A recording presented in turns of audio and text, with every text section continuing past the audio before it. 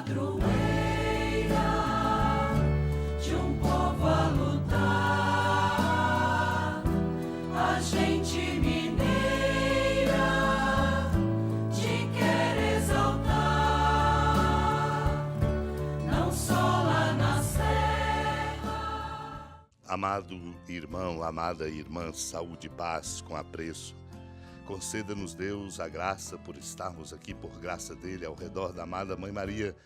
Conceda-nos, Deus, a graça de fecundar nossa fé, nossos corações e o caminho de nossa vida com uma profunda e amorosa devoção a Maria, com a cada sábado a nossa igreja nos convida a vivenciar.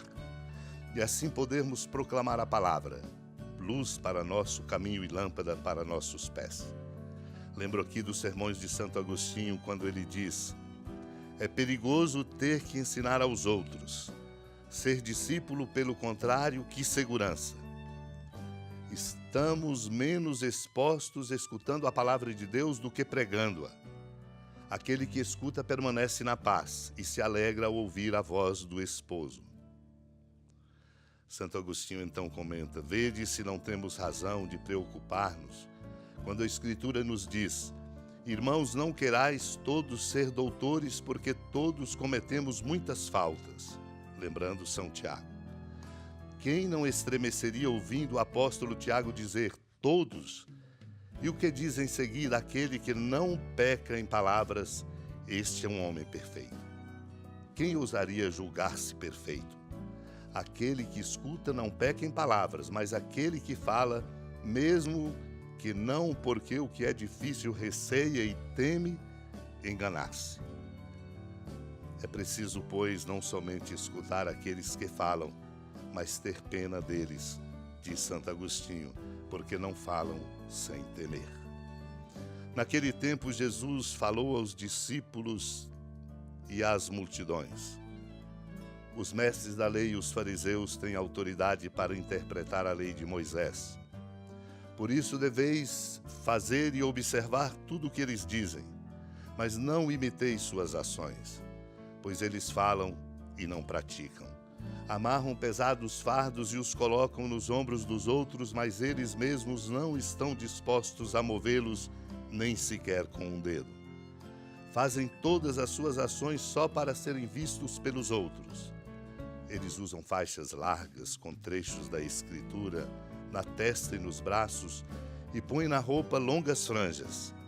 Gostam de lugar de honra nos banquetes e dos primeiros lugares nas sinagogas.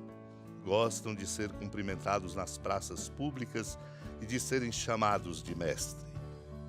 Quanto a vós, nunca vos deixei chamar de mestre, pois um só é vosso mestre e todos vós sois irmãos. Na terra, não chameis a ninguém de pai, pois um só é vosso pai, aquele que está nos céus. Não deixeis que vos chamem de guia, pois um só é o vosso guia, Cristo. Pelo contrário, o maior dentre vós deve ser aquele que vos serve. Quem se exaltar será humilhado, e quem se humilhar será exaltado. Amado e amada de Deus, essa clássica passagem narrada por Mateus, no capítulo 23, deve permanentemente nos interpelar, chamando-nos à autenticidade de vida e abandonando tudo aquilo que é demagogia, que é aparência. Por isso o Senhor traz o exemplo dos mestres da lei e dos fariseus. Têm autoridade, conhecem e sabem muito bem interpretar a lei de Moisés. Porém, falta-lhes a coerência de vida. Por isso o Senhor diz: deveis fazer e observar tudo o que eles dizem, mas não imiteis suas ações, falam e não praticam. Além de tudo isso, de falar e não praticar, amarram fardos pesados, colocando sobre os ombros dos outros, e não se dispõem a movê-los nem sequer com um só dedo. Fazem as suas ações para serem vistos pelos outros. Este é um risco humano, na contramão da espiritualidade do discípulo e da discípula.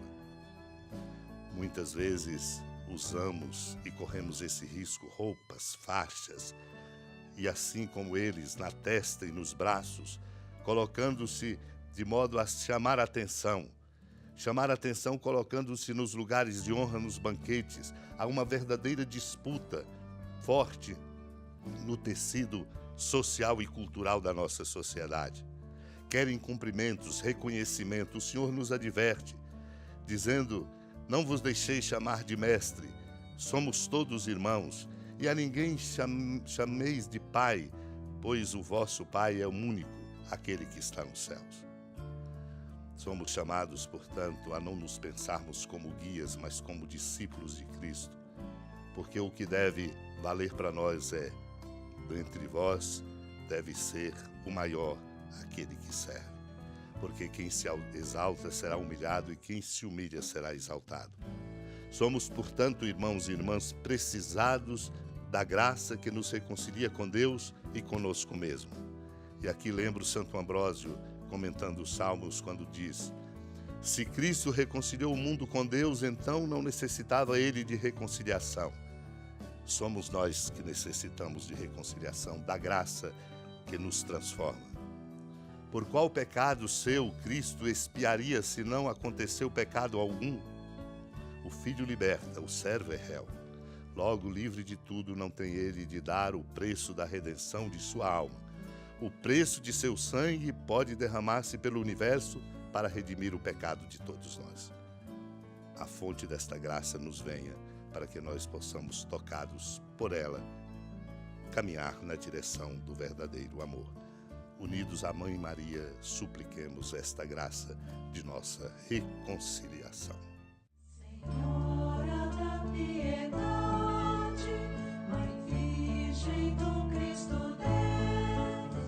Lembrai-vos, ó piedosíssima Virgem Maria, que nunca se ouviu dizer que alguém daqueles que, tendo recorrido à vossa proteção, implorado a vossa assistência e reclamado o vosso socorro, tenha sido por vós desamparado. Animado com igual confiança, a vós recorro, ó Virgem das Virgens, e gemendo sob o peso dos meus pecados, me prostro a vossos pés. Não desprezeis as minhas súplicas, ó Mãe do Verbo encarnado, mas dignai-vos de as ouvir propícia e de me alcançar o que vos peço. Amém. Feliz padroeira de um povo a lutar, a gente mineira te quer exaltar, não só lá na serra, tu és esplendor de toda esta terra, também és fulgor. Amado irmão, amada irmã, com alegria, do Santuário Basílica da Padroeira do Estado de Minas Gerais, a Senhora da Piedade, que da sua casa de clemência e bondade nos acompanhe e nos abençoa do alto da serra, magnífica arquitetura divina, a bênção de Deus, amor misericordioso.